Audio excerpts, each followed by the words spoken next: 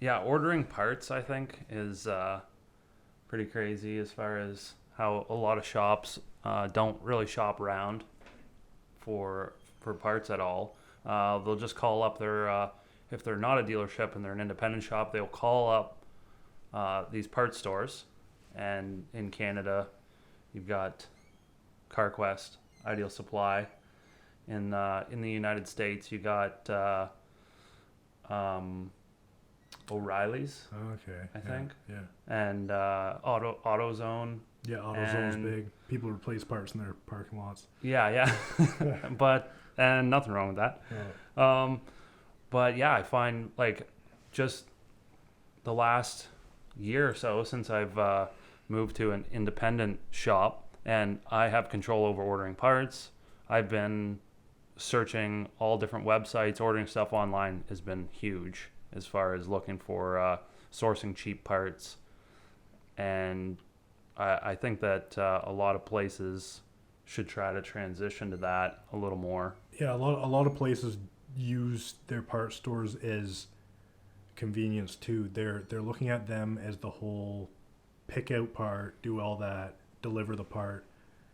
It comes at a premium price, and the customer has to pay that. You call up CarQuest, you call up Ideal Supply, you call up AutoZone. Hey, I need this for this. Okay, yeah, we can have it to you in 20 minutes. It's $300. Yeah, that is the convenience factor for sure. Like it's in stock down the street. You can just call them up and get it, and like do it that day if the Yeah. customer needs it done right away.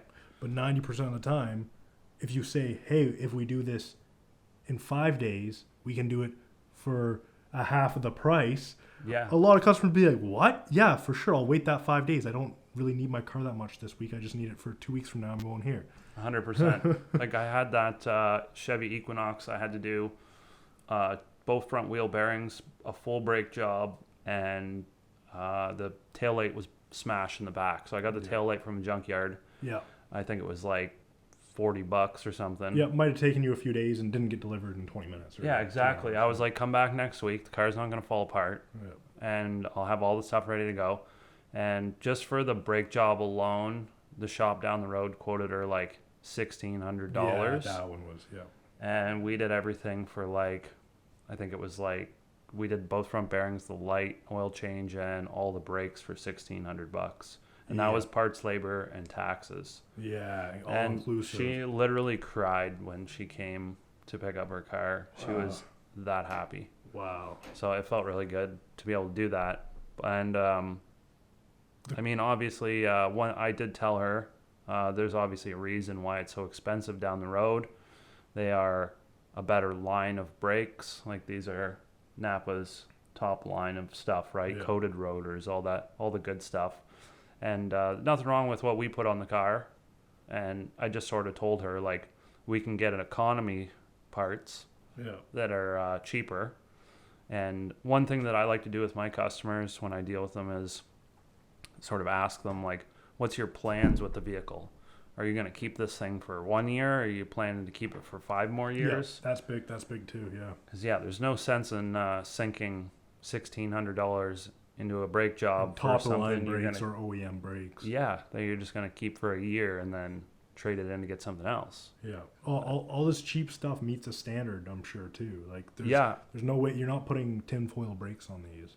I haven't had any like serious comebacks. I've had the odd one where, you know, you throw a set of cheap brakes on there. Maybe they're metallic brakes. You get some squealing or brake dust. You know, Yeah. some stuff that you expect. But I have never had any catastrophic failures or nothing like that. So Yeah. Do you pretty much to the customer you have to read them. Do they want to pay 2 or 3 times the amount for brakes that are OEM quiet, or are they okay with a bit of a squeal and their wallet doesn't hurt near as much? for sure, yeah. So pretty crazy.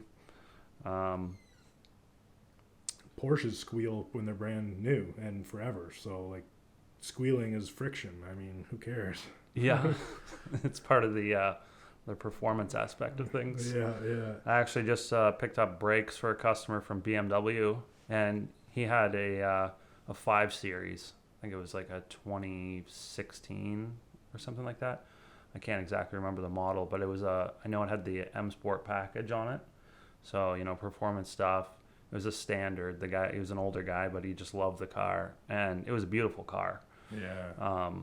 And he's like, I checked it over. The brakes were just rotten in the front, so I'm like, you're gonna need brakes, and he's like, it's got to be BMW parts, and I was like, no problem. Now the closest dealer from us is an hour away, so I'm like, yeah, we'll get the BMW parts, and it may cost a little more to get a hold of them.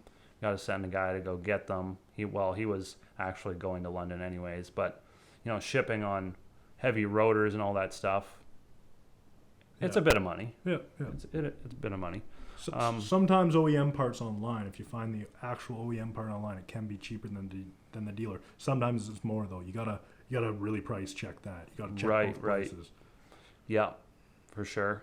Yeah, shops. If you set up an account with a dealer, usually get trade pricing. 10%, I think, is like the standard.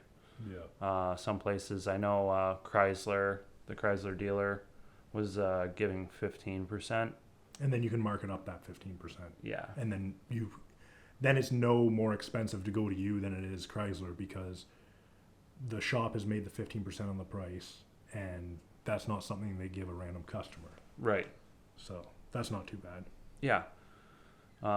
I thought it was kind of funny though. So BMW, I learned they sell parts all individually. So the brake pads for the front, you get a box of 2 brake pads. So you get a box for the left front, and then you got to buy another set of brake pads for the right front. Right. And then all the pins and hardware and springs on these. One by one? Yeah. Wow. Yeah, it was crazy. Wow. So I'm like, well, there's a good and a bad aspect to it, as far as like if you're a do-it-yourselfer and you wanted to just change out a couple pieces on the brakes, it's nice you could just buy it individually and you don't have to buy a whole package. Yeah, that is actually really nice. But then when you go to do a brake job, Nothing's it's like, there. oh, you got to buy it all.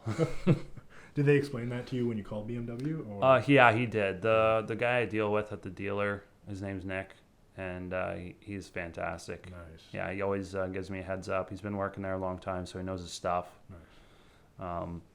But yep, that's just you got to pay to play when you're working on those performance machines. Oh yeah, jeez.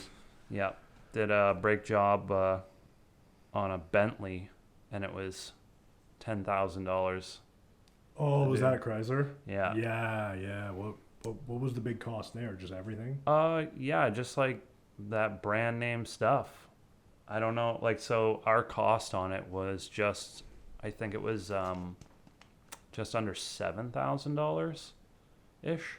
Holy crap. And then markup and taxes and labor. There was some procedures. Obviously, you're gonna take your time and clean everything.